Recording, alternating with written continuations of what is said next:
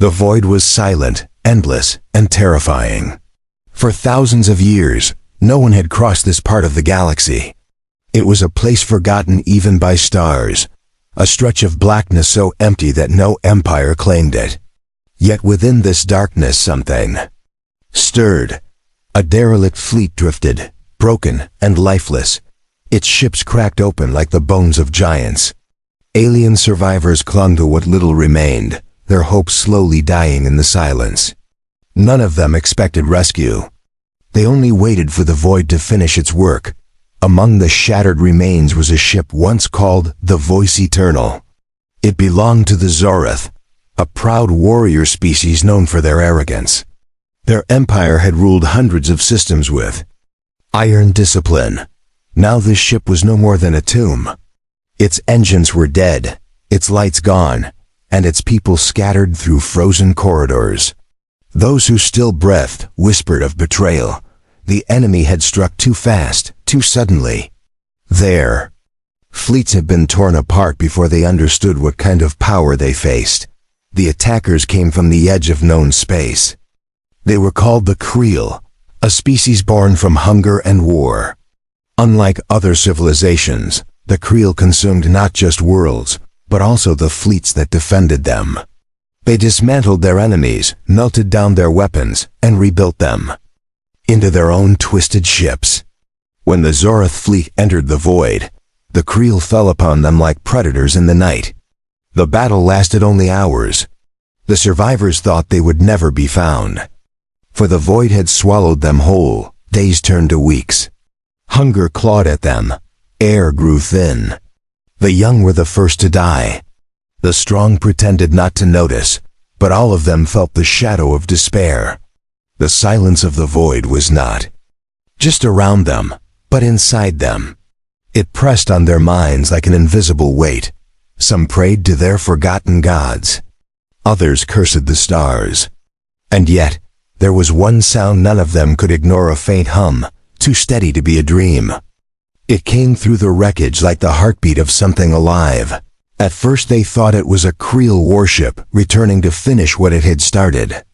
The survivors prepared for death, some with weapons too broken to fire, others with nothing but their claws. But as the sound grew louder, something strange happened.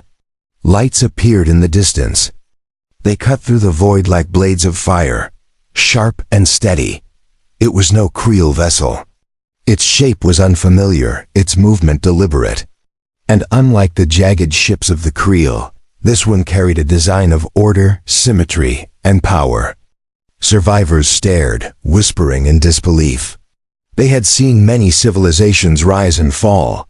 They had seen empires burn. But never had they seen a ship like this. Its metal shone like forged steel, untouched by the chaos of the void. Its engines flared with controlled fire. And at its front, a symbol none of them recognized, yet one that seemed to burn with meaning. It was a human ship, though none of the survivors knew the word for what it was. They only knew this. The silence was broken. Inside the ship, a human crew watched carefully. They had followed a faint distress signal, something so weak it should not have reached them. Yet it had. Some of the officers whispered that it was a trap, that the Creel lured victims with false signals. But the captain stood tall, his face lit by the glow of stars. He said only one thing, that no call for help should ever be ignored. With that order, the ship pressed forward, closer to the wreckage of the Zoreth fleet. For the first time in weeks, the survivors felt a spark of hope. They did not yet know who these strange beings were. They did not know if they came as saviors or conquerors. But to a people who had been abandoned in the dark, even the faintest chance of rescue felt like a miracle. They watched the human ship approach, its engines blazing, its weapons ready. And in that moment, the void no longer seemed endless. Something had entered it. Something alive. Something human. The survivors of the Zoreth fleet huddled in silence. As the human ship drew closer, their bodies trembled with fear, not just from hunger and weakness, but from the unknown. In the galaxy, new ships almost always meant danger. The Creel had taught them that lesson with brutal clarity. Yet, there was something different in the way this vessel moved. It was cautious but not predatory, strong but not cruel. Its lights spread across the wreckage as if searching, not hunting. For the first time in a long while, the survivors dared to wonder if this was not death, but salvation. The Zoroth commander, a scarred veteran named Virek, pressed his clawed hand against the cracked window of the bridge. His voice was hoarse, but steady. "Look at it," he whispered to those near him. "That is no Creel design. That is something else." His words carried both suspicion and awe. The other survivors exchanged uncertain glances. None had ever seen a human ship before. They knew stories of strange beings living on harsh worlds, creatures said to be fragile yet cunning. But those were only myths whispered at the edges of empire. Myths did not arrive in warships. The human vessel extended a beam of light, sweeping across the wreckage. The survivors flinched at first, thinking it a weapon. But instead of fire, the beam revealed them. The humans had found life among the dead. A pulse of communication followed, a coded message that flashed on broken screens. The survivors tried to decode it, but the symbols were unknown to them. The message repeated, simple and steady, as if waiting for an answer. It was the first voice they had heard since the Creel slaughter, and though they could not understand the words, the tone was not of conquest. It was of reaching out. Varric clenched his jaw. "We cannot ignore it," he said. His people hesitated. They feared that to respond would be to invite capture, yet silence meant death anyway. With shaking claws, one of the surviving engineers patched together a reply using the fragments of their comm system. Static filled the air. Sparks jumped from wires. But at last, a weak signal carried across the void. The words were broken, but the meaning was clear. "We are survivors. Help, US." For a long moment, nothing answered. Then the human ship shifted, moving closer, and the signal returned stronger than before. On the human bridge, Captain Elias stood tall. His crew leaned forward, listening to the faint alien plea. Their translator system struggled, piecing together fragments of language. At last, a rough translation scrolled across the screen. "Survivors, help us." The captain's eyes narrowed, not with suspicion, but with resolve. "Prepare docking procedures," he ordered. "Get medical teams ready. If they are alive out there, then we will not let them die." His officers exchanged nervous glances. This was not standard protocol. The Creel might be near, but they obeyed, for they trusted their captain's voice. The survivors gasped as docking arms extended from the human vessel. The metal claws gripped the side of their broken ship, steadying it. For the first time in weeks, the trembling hull no longer drifted aimlessly. It was held by something stronger. Then the airlock opened, and figures appeared in the breach. They were smaller than Zoroth warriors, their bodies wrapped in strange suits that gleamed under the stars. They carried tools instead of blades, scanners instead of whips. These were not conquerors, they were rescuers. And they moved with purpose. One human stepped forward, visor reflecting the broken light. His voice crackled through the translator. "Rough but steady. You are safe now, we will help you." The Zoroth survivors stared in disbelief. They had expected demands, chains, or at the very least cold indifference. Instead, they were offered help. A word that in their language carried no weight, for they had never known it from outsiders. Yet hearing it now, in the silence of the void, struck them harder than any weapon. For in the galaxy of predators, mercy was the rarest force of all. Medical packs were opened. Oxygen tanks were shared. Weak bodies were lifted with care. The survivors had never seen such strange beings, yet they felt something they could not deny trust. Varric, still wary, watched closely. "Why?"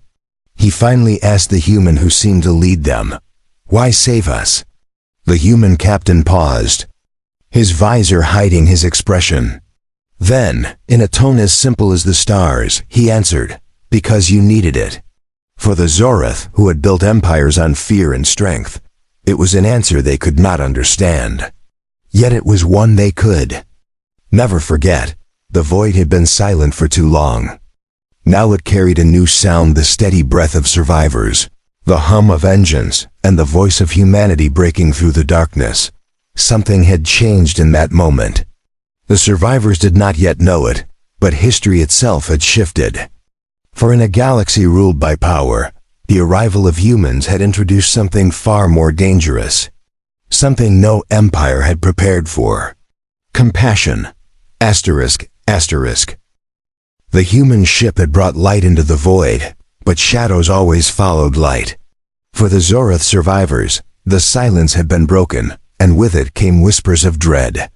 Every survivor knew the Creel did not leave loose ends.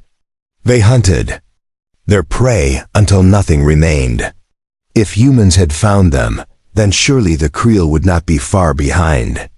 And though hope had stirred in the survivors' hearts, fear still clung to them like frost.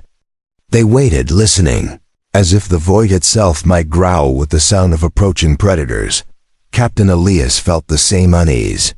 His crew worked quickly to stabilize the survivors, feeding them, repairing oxygen lines, and giving medical treatment. Yet he ordered the sensors scanned every minute.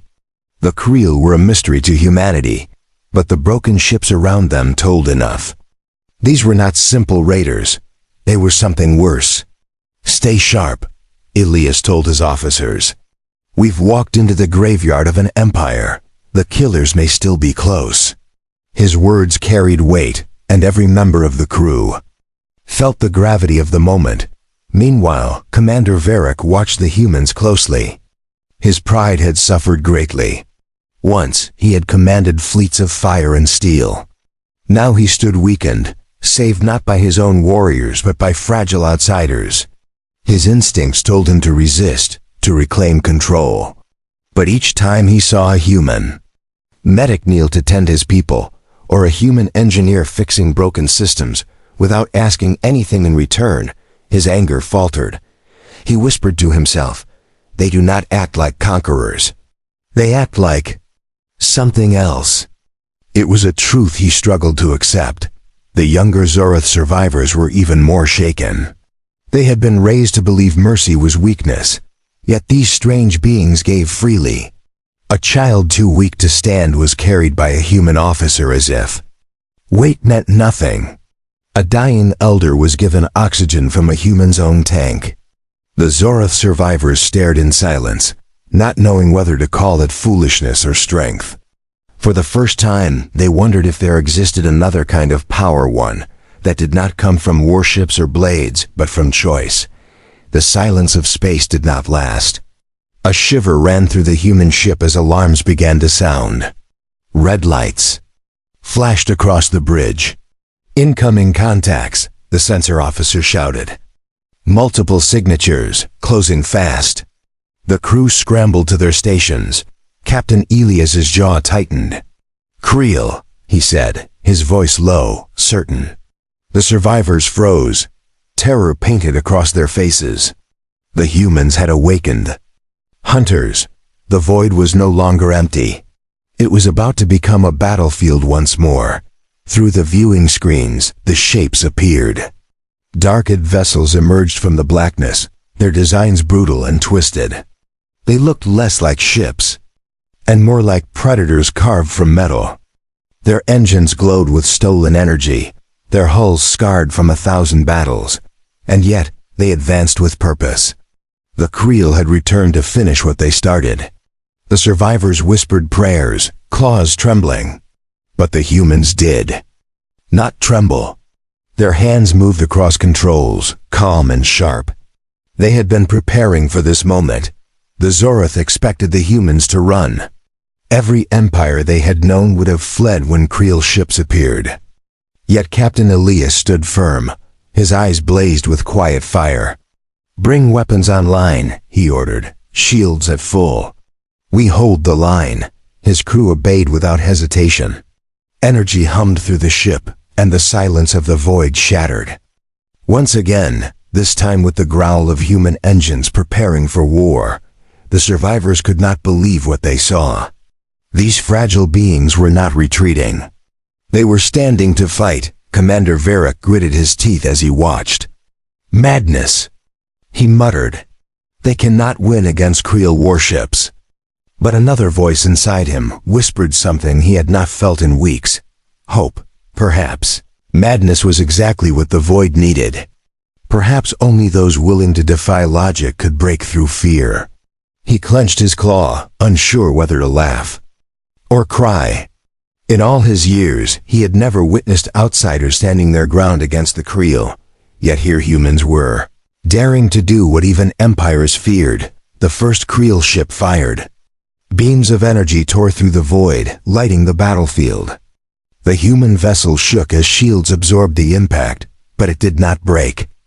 Return fire, Captain Elias commanded. And the void erupted with human wrath. Brilliant lances of light struck the Creel vessel, tearing into its jagged hull. Sparks scattered like falling stars. For the first time, the Zorith saw something they had never dreamed possible. They saw a Creel ship reel back under the strike of outsiders. They saw humans hurt the monsters. In that instant, the void was no longer only a place of death. It became a place of defiance. The Creel had come to feast on corpses, but instead they had found humanity. And humanity had no intention of being silent. The first exchange had shaken the void itself. Energy blasts cut across the darkness, each one carving scars of fire into the silence. The Creel ships moved like predators, circling, testing, probing for weakness. But the humans did not break. Their single warship stood against many, shields glowing bright as they absorbed strike after strike. On the Zorith wrecks, the survivors clung to walls and railings, eyes wide as they witnessed a battle unlike any they had known. For them, the Creel were nightmares, unstoppable and merciless. Yet these strange humans fought with calm defiance, as if they had been born for this moment. Captain Elias remained steady on his bridge. Target their engines, he ordered. His voice was sharp, not desperate, but focused. Human gunners locked onto the nearest Creel ship. Beams of white energy burst forth, slamming into the jagged hull. Explosions rippled along its side, and the Predator stumbled in space. Gasps filled the survivor decks. For centuries, the Creel had hunted the galaxy unchecked. And now before their eyes, one of those monsters faltered. The silence of fear cracked a little more. The Creel responded with fury. 3 ships turned as one, blasting their cannons in a storm of fire. The human vessel shook violently, shields screaming under the assault. Panels sparked. Officers gritted their teeth as alarms filled the air. For a heartbeat, it seemed the ship might break. But then stabilizers held, the shields flared back alive, and the humans pushed forward. To stand in the face of that storm, to refuse to bend, that alone stunned the survivors more than any weapon. They whispered among themselves. How can they endure? The answer was simple. Because they were human. Below deck, medics continued their work. The rescued Zorith children huddled near human nurses, too weak to move but unable to look away.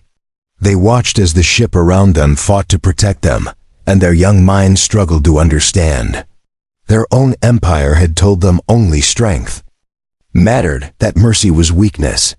Yet these humans bled, struggled, and risked everything for strangers. In that moment, the children felt something their elders had long forgotten. They felt safe. The Creel adapted quickly. 2 of their ships broke formation, flanking wide to box the human warship in. It was a Predator's move, one that had ended countless battles. On the Zorith bridge, Varric snarled. They will crush them. No one escapes the Creel's jaws. But Captain Elias's eyes glinted with something else: strategy. Rotate shields, he ordered. Divert power to thrusters. Bring us about. His crew moved in perfect unison. The human ship twisted at the last moment, slipping between the jaws before they closed. Energy blasts cut through empty space where the ship had been only seconds before. For the first time in memory, the hunters missed. The survivors roared in disbelief. Some even laughed, the sound broken and raw. To see the Creel denied their kill, it was unthinkable. Veyrak's claws dug into the railing. His pride demanded he call it luck, but his heart knew better. These humans were not lucky. They were skilled. And more than that, they carried something. The Creel could not understand. They carried resolve. Where predators relied on fear, humans relied on courage. And courage, Veyrak realized, was far more dangerous than fear. The battle raged on. One Creel ship exploded under concentrated fire, torn apart in a brilliant flare. Another retreated, its hull leaking fire into the void. Yet more circled, relentless. Captain Elias never allowed panic to rise. His orders were precise, his focus unshaken. "Keep pressing them," he said calmly. "The void belongs to no predator tonight." Each word struck deep in the survivors. Who listened? To them, the void had always been death. To hear someone claim it, to fight for it, was like watching the stars themselves change. Then the humans did something none expected. Instead of chasing the fleeing Creel, they moved back. Toward the broken Zorith fleet. Shuttles launched once more, carrying more aid, more supplies, more help. Even as enemies prowled nearby, the humans returned to the dying. Commander Veyrak could not stay silent. He turned to Captain Elias, his voice sharp. "You risk everything. Why? They will return. They will come with greater numbers. Why waste your time with us?" Elias's answer was as steady as the stars. "Because leaving you behind makes us no better than them." The words struck like a blade, cutting through. Centuries of Zorith pride. The survivors stared at the human captain, and in their eyes something shifted. For the first time in generations, the Zorith realized strength was not only measured in conquest. Strength could be found in sacrifice, in standing when retreat was easy, in choosing mercy when cruelty was expected. And as more Creel signals flickered on the edge of sensors, the survivors knew the war was not over. The void would not rest. But now, they also knew something else. Humanity had arrived, and nothing in the galaxy would ever be the same. The void trembled with tension. The Creel had been wounded, but they were not defeated. More signals flashed across the human sensors, each one stronger than the last. Reinforcements were coming. The survivors of the Zorith ship felt the weight of it pressing on their chests. They had seen this before, one Creel pack falling back, only for a greater swarm to descend. That was how empires had been crushed, how fleets had been erased. Even with all the bravery in the galaxy, one human warship could not stand forever. The survivors braced themselves for the inevitable end. Captain Elias did not share their despair. His eyes studied the readouts with cold focus. "They're calling more ships," his officer reported. Elias nodded slowly. "Then we prepare for them." Around him, his crew tightened straps, checked weapons, and rerouted power lines. No one asked whether they should flee. No one questioned his decision. This was their place now, here in the void, holding the line. And though the Zorith survivors could not understand such loyalty, they could not look away from it. These humans did not fear the darkness. They challenged it. In the medical bay, the younger survivors stirred uneasily as alarms echoed through the ship. A human medic knelt beside them, speaking calmly though fear hung in the air. "Stay strong. We'll see you through this." The words, though alien in sound, carried warmth. The children clung to them as though they were a shield, stronger than any armor. For the first time, they believed that survival might be more than just chance. It might be something humanity could give them. The Creel ships arrived in waves. Dark hulls tore through the silence, dozens of them, each armed for slaughter. Their engines burned with stolen energy. their weapons glowing with hunger.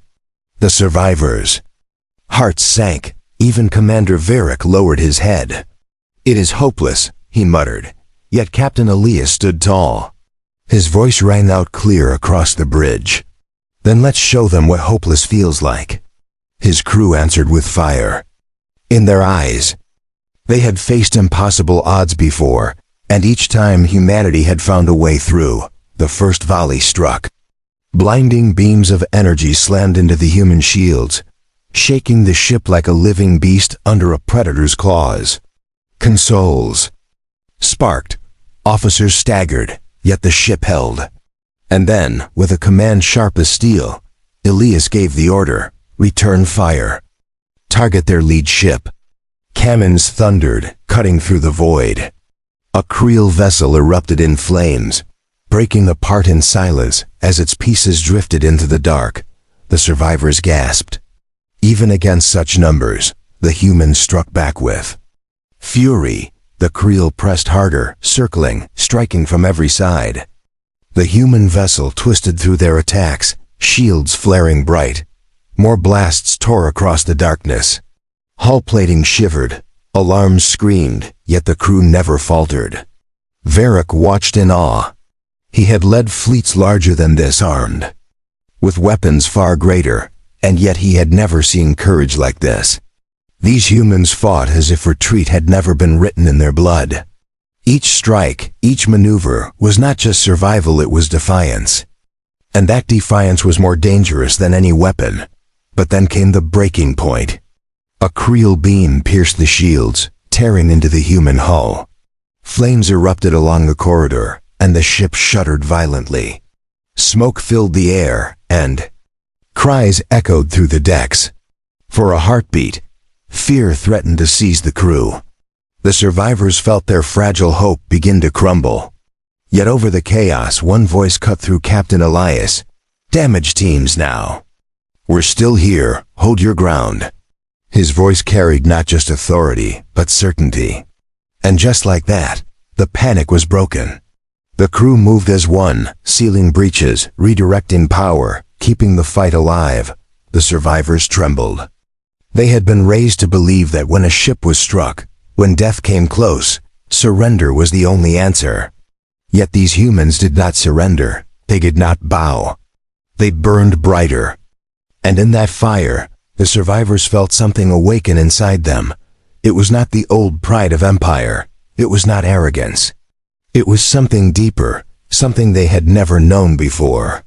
They felt belief.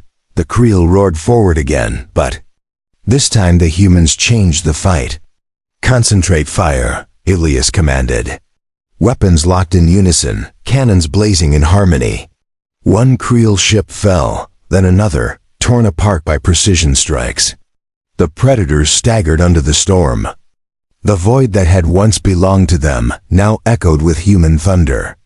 And for the first time in history, the Creel were not the hunters. They were the hunted. The survivors looked on, their claws clenched, their eyes wide. They had thought humanity fragile, small, irrelevant. But here, in the endless dark, these humans carried something no predator could match. A strength born, not of cruelty, but of defiance. A power not of conquest, but of courage. And as more Creel ships burned, the survivors knew a truth that chilled and inspired them both. Humanity was not just another species in the void. Humanity was a storm. And storms could not be stopped. The void burned with fire. Wreckage of Creel ships floated silently, glowing faintly as their twisted metal cooled. Human cannons still hummed, shields flickered with strain, and smoke clung to the corridors. The battle was not yet over, but the tide had turned. For the first time, the predators had been forced back. For the first time, the silence of the void no longer belonged to death, it belonged to defiance. Humanity had stood against the swarm, and the swarm had faltered. On the bridge, Captain Elias leaned against the railing, his uniform scorched, his voice hoarse, but steady. "Status," he demanded. Officers reported damaged shields weakened, weapons drained, casualties mounting. Yet their eyes still held fire. They had fought the Creel and lived. For them, that was victory enough. Elias turned toward the viewport, watching drifting pieces of Creel hull vanish into the black. "Let them remember this night," he said quietly. "Let them remember humanity does not run." His words were not just for his crew, but for the galaxy itself. The Zorath survivors gathered in stunned silence. For weeks they had been nothing more than prey, broken and abandoned. Yet here, before their eyes, a single human ship had defied what empires could not. Commander Virak stood at the front, his chest heaving. He was no longer the proud officer who once commanded fleets. He was something else, now a witness. "They faced the swarm," he whispered to himself, "and they did not bow." His claws trembled, but not from fear. From awe. For the first time in his life, he bowed his head in respect to outsiders. The children clung to the humans who carried them, eyes wide but filled with light. In their short lives, they had known only fear. Yet here they saw something new. These fragile beings had become their shield, their fire, their proof that survival was possible.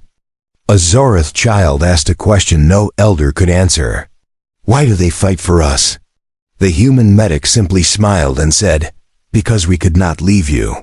The child's eyes filled with tears, and in that moment, something unspoken bound the two species together. The Creel ships that survived did not press forward again. They lingered at a distance, their engines glowing like cold eyes in the dark. They had learned caution. They had learned that this prey was different. Slowly, they turned, fading into the endless void. Humanity had not destroyed them, not yet, but they had done something greater. They had forced the hunters to retreat, and that single act shook the balance of the galaxy. The Zorath knew it. The survivors knew it. Even the Creel, in their silence, knew it. In the aftermath, the human ship extended shuttles once more. Supplies were shared, survivors rescued, and broken systems patched. Where the Zorath had expected abandonment, they found compassion. Where they had expected to be discarded, they found hands reaching for them. Commander Virak approached Captain Elias at the docking bay, his voice low and heavy with pride he had long carried. "You should have left us," he said. Elias met his gaze calmly. "We don't leave people to die in the dark." The words were simple, but they carried more weight than fleets of war. The survivors understood then what their empire had never grasped. Strength was not only in blades and ships. Strength was in refusing to abandon others. Strength was in standing against darkness when no one else would. And humanity carried that strength as naturally as breath. The survivors would never forget it. They would carry it back to their people, to their homes, to their children. And in every word they spoke, the truth would echo. The void had changed. As the human ship turned away from the graveyard, its engines flared bright, painting the wreckage in silver light. The Zorath survivors watched silently, their hearts burning with something new. Not fear, not despair, but belief. For they had seen a storm rise where none expected it. They had seen fragile beings defy monsters. They had seen humanity, and in humanity, they had seen hope. The void was no longer a place of silence. It was a place where legends were born,